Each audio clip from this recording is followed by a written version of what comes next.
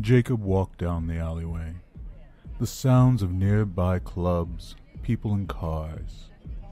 His head was still feeling fuzzy from the last club he had been, where several AMFs and droning bass had done a number on his sobriety.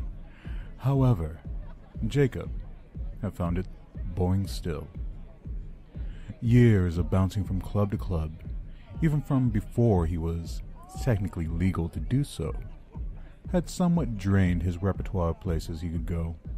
At this point, the only places he hadn't gone, or been thrown out of, had been some of the seedier bars and the even more hardcore fetish places. His shoulder dragged against the alley walls. Pushing back his hair, he looked around and noticed there was no one around, save for those that passed down the street.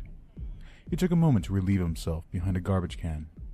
Closing his eyes and exhaling into the night, he muttered, "Need something for the rest of the night. Only midnight, but all this shit is done to death."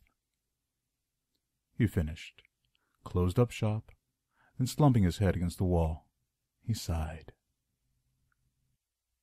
"You look like you've seen it all, sweetie." A woman's voice rang in his ears, seductively almost. Jacob snapped to attention. There, standing, was a lithe-bodied woman, dressed in a simple, tiny black dress that accentuated her ample curves and tiny waist. Legs that were clearly made for sin. Long, silky black hair framed her face. Deep, black-rimmed eyes. Light, flawless, milky skin. Pouting, black lips. And in a well-manicured finger, she twirled a white, faceless mask. Jacob's eyes were instantly focused on her, his mental capacity slowly drowning in her beauty. Everything's kind of boring these days, he stammered a bit. "Well, sweetie, if you want, follow me. We have a little underground club, but I need a date, and well, you're cute enough, I guess. Come on." She said, almost condescendingly. She turned and went deeper into the empty alleyway.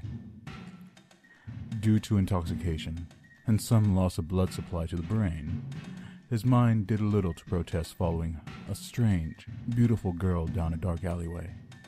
He followed, entranced by the wiggle in front of him. Jacob unerringly trailed behind the girl, the light in the alley slowly starting to fade. "So, what's your name?" he mustered as the shadows grew on them, his eyes slowly adjusting to follow the pale mask in the darkness. "Don't ruin it with talking," came back the response. He gulped and followed. At least, if things went well, she didn't seem like she would be the cuddly, talkative type in the aftermath. For a few more minutes, and several twists and turns, and a few bumps to the shins from unseen things on the ground, they continued through the urban canyon. Jacob following the bouncing white mask and pale skin like a ball. They came to a stop. Jacob did his best to get his bearings in the dark, with only the light of the stars above and the glow of the street above the buildings high beyond his sight. "We're here. Just come in. Dance with me, and you'll get to be inside of me by the end of the night. And maybe, just maybe, some of my close girlfriends, if you're in the right spot at the right time." Her voice was dominating and almost menacing. Jacob gulped with excited anticipation as he heard a low, grinding sound. A door in the wall slowly opened, allowing light from within to pour out. The greens and blues of laser lights came out from behind the door, cutting the darkness like a shining techno blade. The sounds of bass beats and electronic music ushered out. She walked in, a single hand beckoning him to follow. Hypnotized, he complied. As soon as he crossed the threshold, The door closed behind him. Looking back, as his only exit disappeared, he realized he couldn't even distinguish the wall from the door. Effectively, it was invisible. Jacob turned his attention back. It looked like the inside of a large cathedral. Gothic architecture and statues covered the walls, giving an antique feel to it. Large chandeliers swung high above, holding torches that lit the ceiling. Black banners, decorated with white symbols he couldn't quite understand, covered what he assumed were the stained glass windows. A huge throng of some 100 people danced and grinded amongst each other, half naked, if not almost entirely in some cases, save for pieces of clothing covering nipples or crotches. All as mist wrapped around their legs and obliterated the floor. Laser lights of green and blue thrummed and bounced to the sound of the music. The only thing that he did take notice of was that they almost all wore the same white mask his guide did, men and women. Those who did not seemed to dance and act as out of place as Jacob felt. With a low scoff, he took a moment and recognized this place. They must have been quite a ways from where they originally were. This was deeper into the more seedier part of town. He used to come here as a kid a couple of times when his parents were down on their luck. He always remembered the priests, altar boys, and nuns who were very nice, and occasionally would see new faces added to their numbers, but they really kind of kept to the church and its grounds. Then again, being nice people in the harsher part of town made more sense to stay sequestered in their church. He used to wonder how they even managed to convince people to come out here with them. Pretty ballsy of these clubbers to make this into an impromptu dance floor. Regardless of the location, he disdained the fact that it was still somewhat mundane. Caught up in his memories and musings, he felt a hand clutch his and drag him towards the dance floor. Looking down, he saw his beautiful guide, now wearing the mask, dragging him towards the dance floor. Shrugging, he followed. He was gonna at least get something out of tonight, he laughed. As the music droned on and the dancing went on, Jacob found himself lost in the group of people, completely giving himself over to the hypnotic tunes and grinding and dancing, just as the group did. The oppression of body heat and the exercise of constant gyrating against these other people had forced him, as well as the others, who hadn't been wearing masks, to start shedding clothing. All the while, his companion had stayed close to him, pressing against him. He looked up at the ceiling for a moment, closing his eyes and taking a deep breath.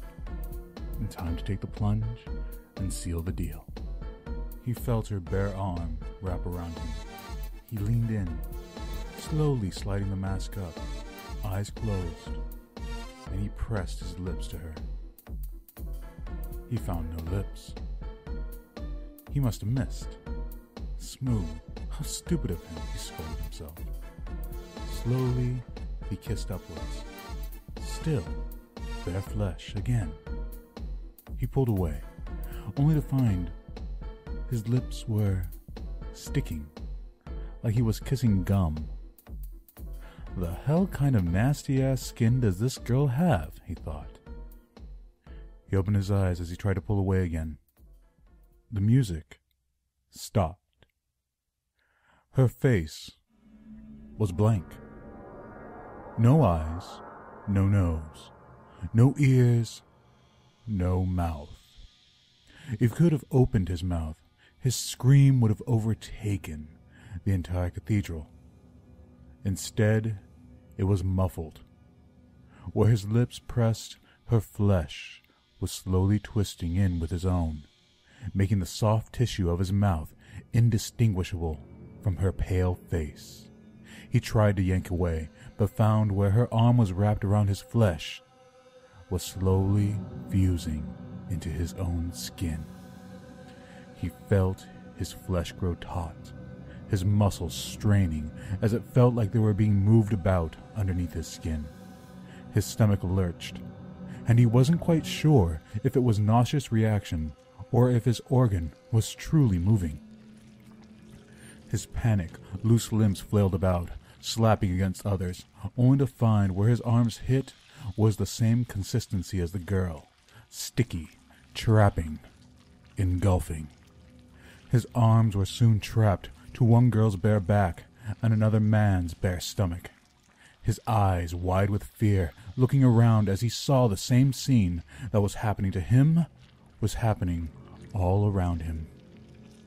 Everywhere he saw people melting into each other, flesh indistinguishable from person to person, men indistinguishable from women, white from black, a conglomeration of flesh and meat about him obliterating the individual. He felt his legs become attached to someone else's flesh, tightening and undulating his skin and muscles to become a part of this thing. He started to feel his body grow weaker. He could feel things rupturing inside him as his organs could no longer take the stretching and melting. He felt weaker and weaker, his mind trying desperately to hold on, staving off the darkness of unconsciousness. All the while the girl kept her face pressed against him, until, engulfing his nose with her face, twisting his cheek into hers, and soon her eyeless face stared down at his, and only his wide, tear-stricken eyes remained, until they, too, slowly rolled backwards as they found themselves slowly being dragged into her own flesh. Jacob was soon nothing more than a piece of pink-colored flesh amongst the gigantic, undulating, throbbing mass of meat, muscle, hair, and organs, appearing as a tumor on the misty ground. And in a single wet shudder,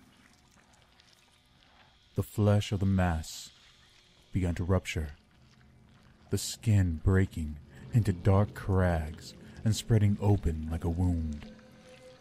Black blood and desiccated viscera issued out. Unfolding like a blossoming flower, the flesh spread away from the center. There, only a small number of people stood, naked and covered in gore, wet and crimson with flesh and blood. The girl that Jacob had followed stood in the center, beautiful as ever, save for one thing, and it was the same thing that she shared with the other women of the cadre.